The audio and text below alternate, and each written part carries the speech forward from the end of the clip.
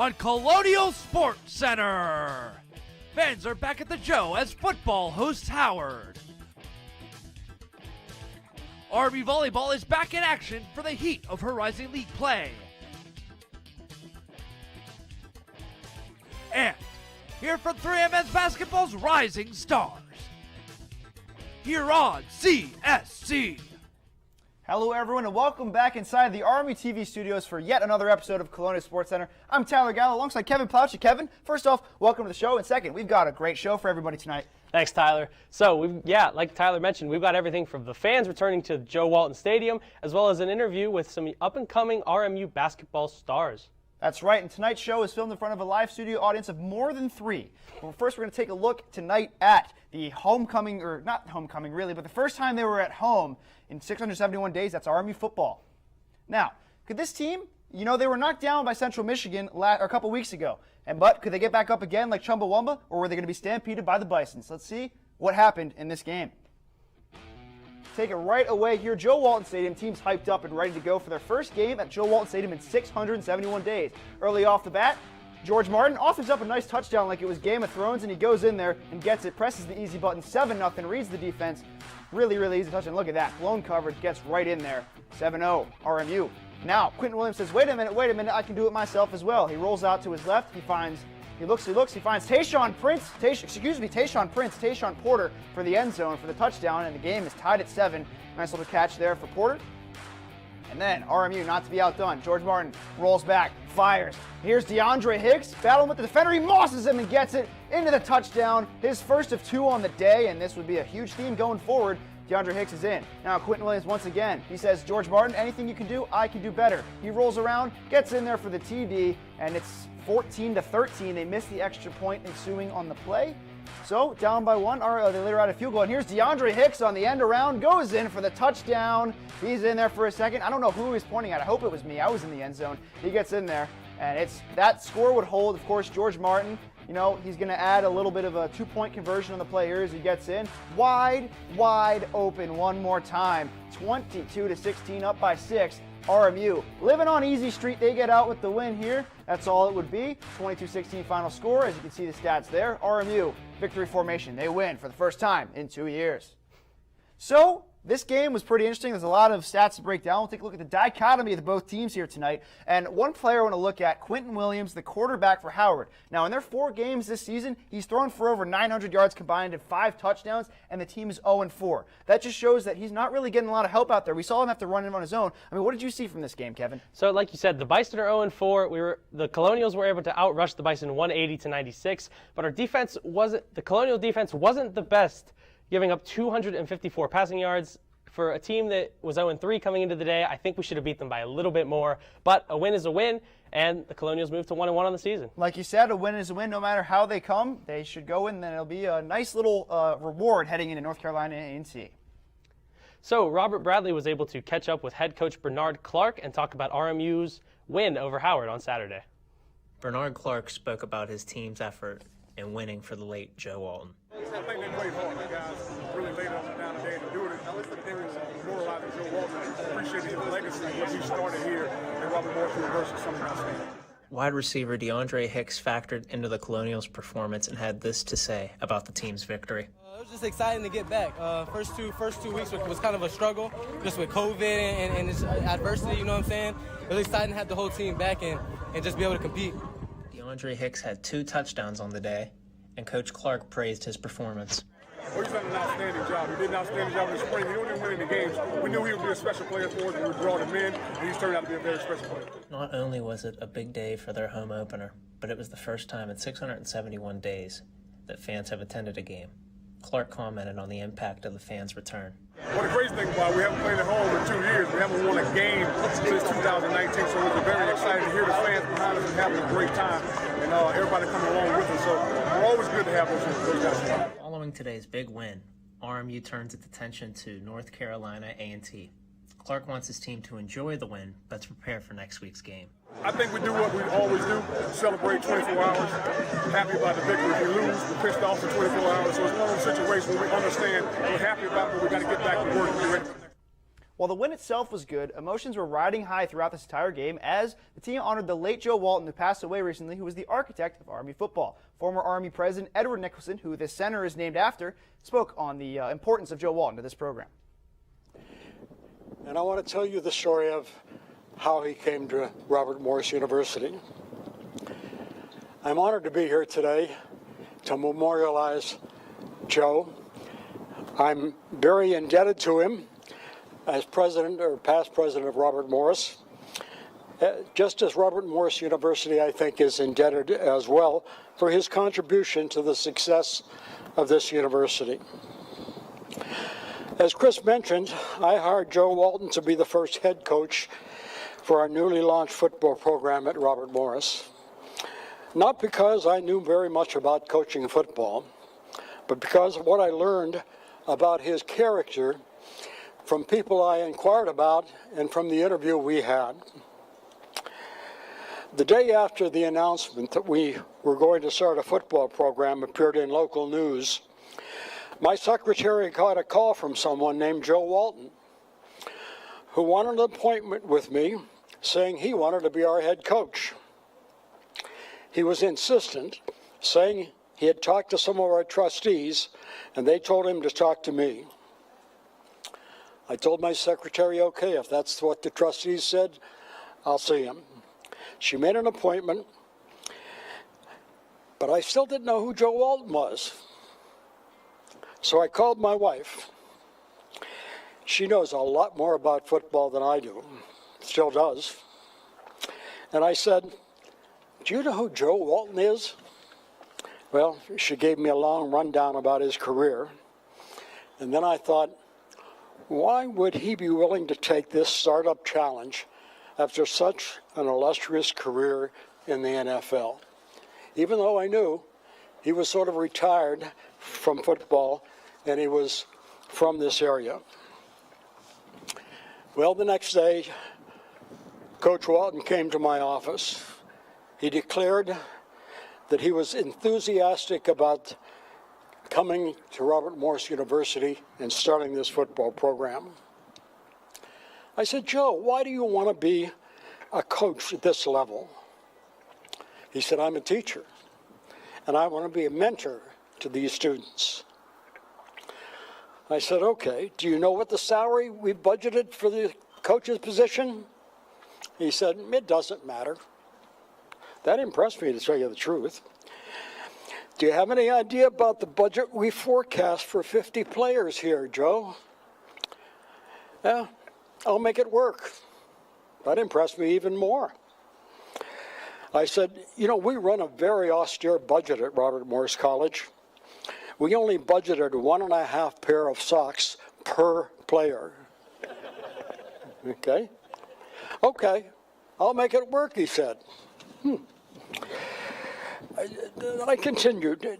Do you know that this is a Division I AA non-scholarship program? Yes, I learned that from the announcement. Do you realize we'll be playing games at the Moon High School Stadium? Yeah, that's fine. It's close by. Well, what was I to say? Nothing I said deterred him, so the next day I had to hire him. The first season, he recruited not 50 players, but over 100. And girlfriends followed the next year. Joe made it work. He made it work well. May he rest in peace. Truly was a touching tribute to the man that really built that entire program from the ground up, and it couldn't be here without him. You know, a team that he actually played against when he was coach is actually going to come to town soon, Kevin. Yes, they will. The Towson Tigers.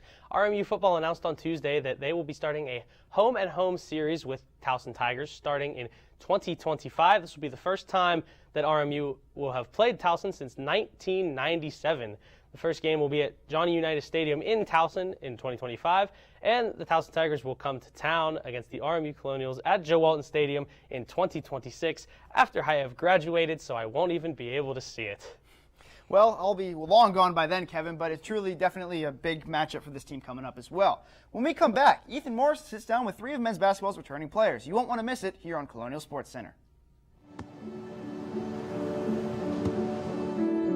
I don't remember how it started.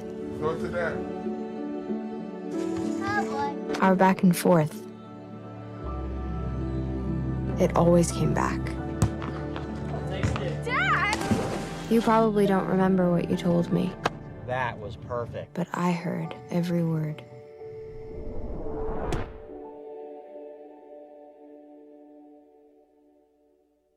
There's so many rewards in life. You coming into our home was one of the greatest rewards we could have ever had. You know, it took 20 years, and I got my 3rd child, who was 17 at the time. It's so cool to watch the adult that you've become, and you really have done as much for us as you think we've done for you.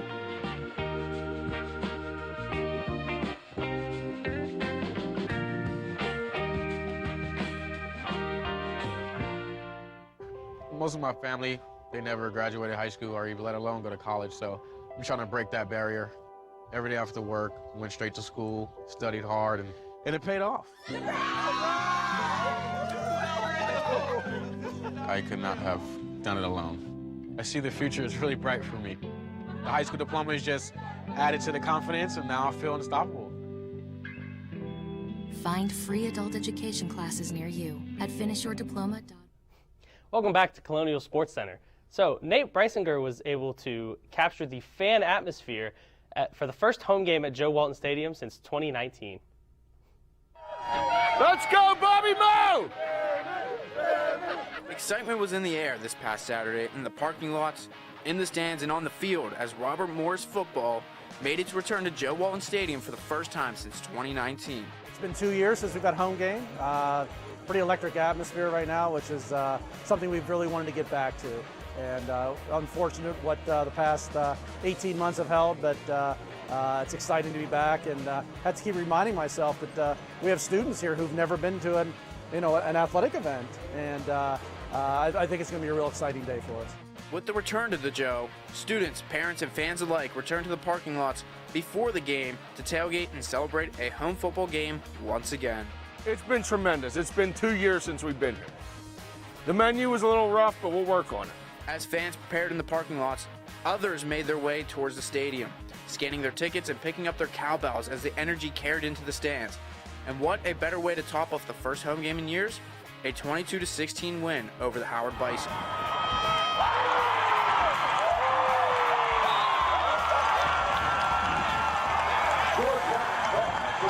More tailgating, more fans in the stands, and more football is on the radar in the future, with the homecoming game nearing on October 9th. For Colonial Sports Center, I'm Nathan Breisinger. Yeah, it truly was special to see fans back in the building for the first time in 2 years. That team really thrived off that atmosphere, Kevin. They sure did. I was there as a spectator. It was fantastic to have everybody. Even on the sidelines, it was special. But another team that didn't play in front of fans last year was men's basketball. And of course, you know, with the roster turnover and all the transfers, only 4 players still remain on the roster and 3 that played in a game last year. Ethan Morrison sat down with those 3 players to discuss what the upcoming season means and why they stuck around. I'm at the UPMC Event Center as the Robert Morris University men's basketball team gets set to take the hardwood this season. Compared to last season, there has been a ton of roster turnover as only 4 players return to the team from last year's team. I sat down with Khalil Spear, Enoch Cheeks, and Cam Ferris recently as they discussed last season and then their thoughts on this upcoming season. Last season, the Robert Morris University men's basketball team struggled down the stretch, finishing the season with a 4-13 overall record and a 3-12 record in Horizon League play. But for Cam Ferris, Khalil Spear, and Enoch Cheeks, they are putting last season in the past and instead looking forward to this season. We got a new team this year, so I'm not really too hung up on what happened last year. Whatever it was, the reason that we weren't as successful last year, I think is in the past, and I don't think there's going to be any correlation to this year. So I know every team, every season has lots of ups and downs, but like Leo said, just put that in the past, man, just ready to focus up on this next season. With so much roster turnover, the 3 returning players spoke on why they stuck around instead of testing the waters of the transfer portal. I mean, nothing really happened last year that really was like related to my decision to come here. So, I mean, the opportunity is still there, and all the promises that they gave me are still here. So I just know I got to work for them, and if I continue to do that, I'll be in a good spot. For me, it's just trusting the process, man. Just if you fall in love with the process, like every year is not guaranteed that you're just gonna have a great season. So, you know, just coming back and, you know, having a good season from a bad season, it would just be even more fulfilling. Practice every day together. You know, we go to war in the court together every day. So I feel like we kind of owe it to each other to see what we can do and come back this year, and hopefully it changes. Spear and Cheeks both expressed the excitement of getting back into the gym during the summer and meeting their new teammates. I was excited because I just know from experience that the season's long. It's a long process, and you don't get much time in the off season, so you got to treasure it. And I knew with all the new guys that we had coming in, they're going to have to learn the system, learn how coaches operate the program, and it's an adjustment. It's not like every other program. So I feel like we got a good session in the summer. Got guys adjusted, and now we're just learning the smaller details, the offense and defense, and things are going to work out well. I was excited too, you know, just building new relationships with guys, showing them things like from the offense and defensive side of the system, just getting to know them, build new relationships, and just being a bigger family was very exciting this off. Well, staying on the hardwood after the break, you'll hear more from these guys and another sport that plays on the hardwood when we come back on Colonial Sports Center.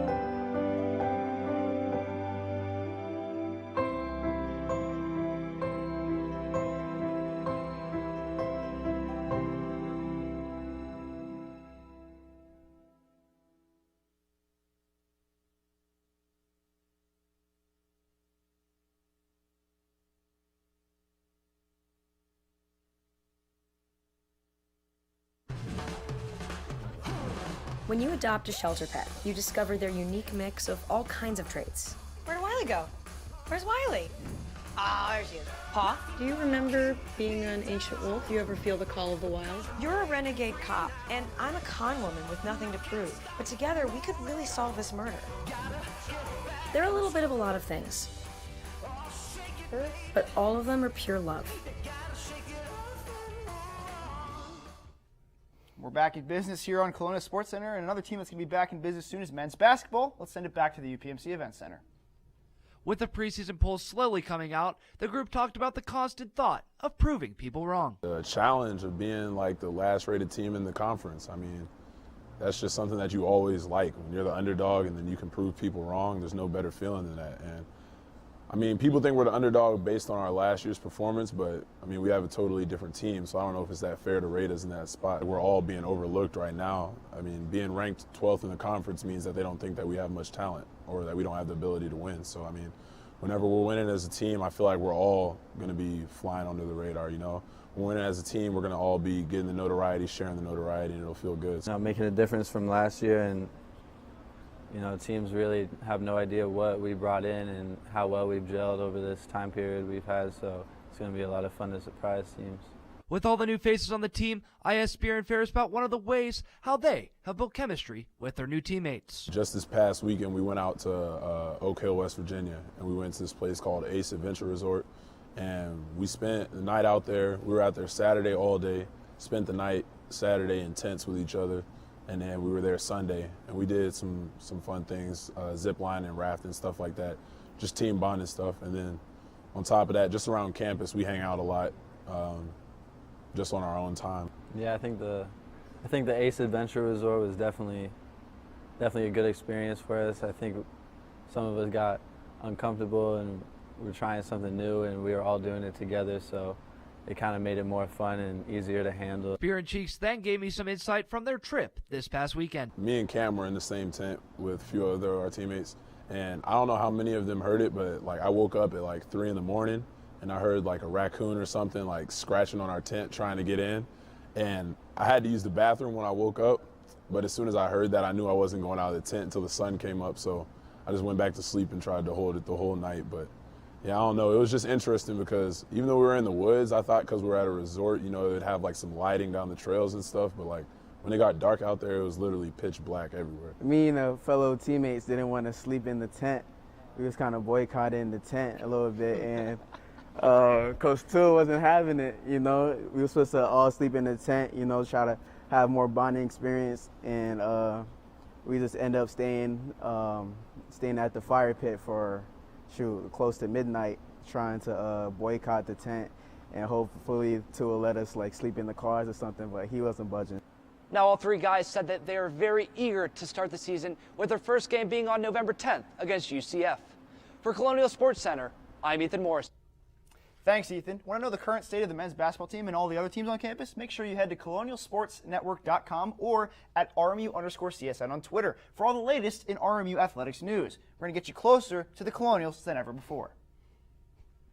You can keep track of the volleyball team on there, and the volleyball team kicked off their Horizon League Conference slate on Friday against Cleveland State. After sweeping George Washington in 3-0, they were looking to start off the Horizon League schedule on the right foot. Unfortunately, that didn't exactly go as planned, so let's recap here. The Colonials were swept by the Cleveland State Vikings 3-0. The first set, for the most part, was relatively competitive until the Vikings went on a 6-1 run. The Colonials tried to spark a comeback, but it just wasn't enough. Sets 2 and 3, for the most part, were all Vikings, and they handily took down the Colonials, resulting in a 3-0 sweep. Chelsea Penfield led the way with 12 kills and 16.5 points for the Vikings. For the Colonials, Emma Granger also had 12 kills and one up to Penfield with 17.5 points. Megan Cannon also pitching in with 9 digs and 12 assists. We'll send it over to Tyler Gallo, who will recap RMU's volleyball matchup against Oakland the very next day. That's right. The Colonials didn't have a lot of time to sit back and reflect in this game, as they were right back in action the next day against the Oakland Golden Grizzlies. Could they fare better against this team from Michigan, or were they going to be left in the dust once more? See how they did in that one.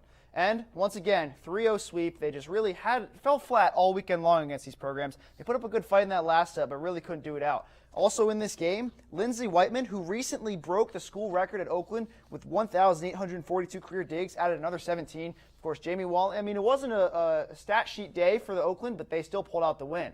It was a nice little effort there for Ashley Wallen with 16 assists, but it was all for naught as the Colonials once again fell in the Horizon League. So when we come back, we have a lot more. We've got the soccer teams. We're heading over to the pitch. We'll be back here on Colonial Sports Center. When I first saw Turtle, my heart was full. Now I'm anything but lonely. We had this deep connection, this heart connection. He just wants to be close to you and part of your life. Every day with Turtle is a perfect day. When I'm holding her, it makes me feel calmer. I think everything he does shows how much he loves us. When we adopt a shelter pet, we discover they're a little bit of a lot of things. But they're all pure love. If I could go back and change it all, I would. I think I'm gonna miss you the most. I'm sorry. I'm so sorry. I'm so sorry. Maybe it's just the little moments.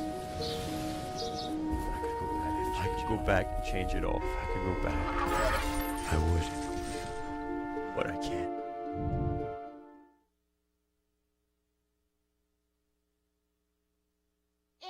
There was an old woman who lived in a shoe.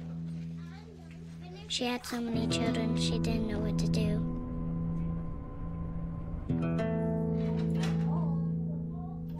She gave them some broth without any bread and kissed them all soundly and put them to bed. Hunger is a story we can end. End it at feedingamerica.org. Welcome back here to Colonial Sports Center. Now, Oakland was here. Oakland was there. Oakland is literally everywhere. They're back for men's soccer. And we'll take a look at how they fared against the Colonials, who were on a bit of a slide recently. How did they put up this many goals against the Colonials? Let's take a look at this game. And 4-0. Just a rough night for the Colonials. A rough afternoon for the Colonials, you know. I mean, it was just one shot all game for the Colonials. And it was, 4-0. Frederick Petrelli put up 5 saves, but 4 goals went in. Actually, 6 total goals went in all game. 2 were waved off, 1 for offsides, and 1 at the end of the first half. So women's soccer on Sunday went up to Detroit, Michigan to take on the Detroit Mercy Titans with their somber 1-9 record. The Colonials had a record of 4-6-1 heading into the matchup, so you'd think it would be a pretty easy win for the Colonials, right? Well, that's not exactly what happened. So let's recap here. It was a tie. It finished at 2-2. So the Titans struck first in the 23rd minute with a goal by Taylor Stanley. But right before halftime, RMU was able to even it up on an own goal, which was classified in the box score as a, quote, goal by RMU team, unquote, whatever that means. The Colonials again trailed after a 60th minute goal by Tia Jokic, but Kayla Veloso Lima stepped up and tied the game with a 67th minute goal. After that, nobody was able to put it through the goalposts, and we finished with a 2-2 tie. It's truly been an impressive start to the season for women's soccer, but on the other side of things, men's soccer has been falling into a bit of a hole. They once again were in action against Purdue Fort Wayne as they could see if they could pull out another win and add another one to their Horizon League slate. Let's see how they did against the Mastodons. And once again, the Colonials have fallen. It was the first collegiate goal for Preston Rushmore, but that was all that they wrote. As Ali Nasser and Keith Larson picked up a goal in the victory, 3-1 over RMU, doing, I guess, back to bad luck of last year. RMU's only win and only goal came against Purdue Fort Wayne. And in this one, once again, they fell. So, I mean, it was a bit of a rough series for both soccer teams. You know, RMU women's soccer did pick up a point.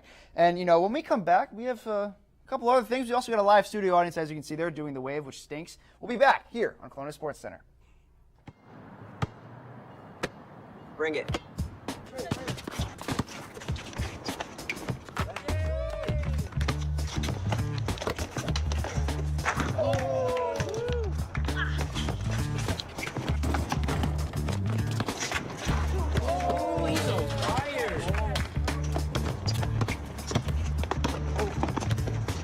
Time out, guys. I'm late to dinner. My mom's gonna kill me. Catch you guys later. Mom wants us home. Okay. Bye, guys. You guys need a ride? Sure. Yeah. All right. How about some one-on-one? I gotta go eat, man. Sorry, I'll see you later.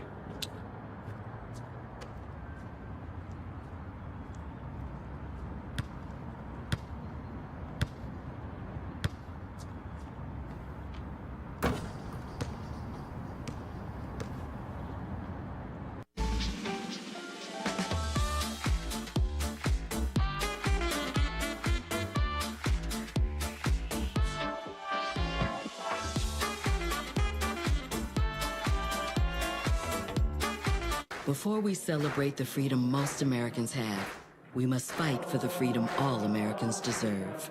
Because all lives can't matter until Black lives matter.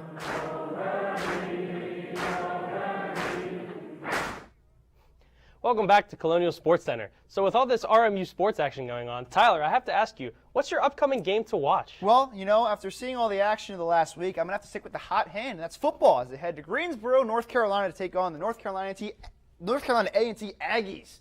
Now, this is going to be a good game at Truist Stadium in Greensboro. Take a look at DeAndre Hicks, who's becoming George Martin's favorite target, and look at Joseph Stuckey. 22 tackles this season, 3.5 tackles for a loss, and 2 pass breakups. He's been the defensive stalwart for the Aggies, one of many Aggies in collegiate athletics. And that's my game to watch this week. Kevin, what are you looking at?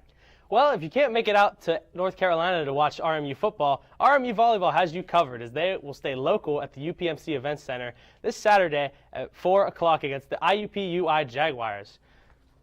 So, it has been a slow start, but Coach Dale Starr has confidence that his team will be able to right the ship and get back to it in Horizon League play. Speaking of Coach Dale Starr, him and Emma Granger will actually be on the show next week, so make sure you tune in for that. Yeah, right. It's going to be a big show, jam-packed show, as every show is.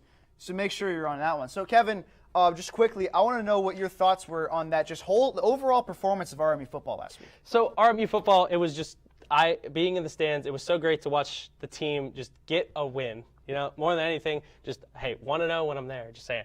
But How is it for you down on the sideline? I mean, look, taking pictures? as being here since 2018, I've seen some highs and I've seen some lows. I've seen the 73-7 loss to James Madison, and I've seen their first conference victory in 39,000 years. But, you know, it really was just special to see this team put out a good effort and win very soundly over Howard, an opponent that was struggling coming in. They really put it in there, and it was really special to watch them win as a team that has really had a chaotic last couple of years in terms of COVID, in terms of teams they've lost to. Like, they lost to Kentucky State, they've lost to random D2 teams. But that's really all we got tonight. It was a really special one, and stay tuned for this weekend. Stay tuned for next week here on Colonial Sports Center as we head to the end of the show. We'll see you later on Colonial Sports Center.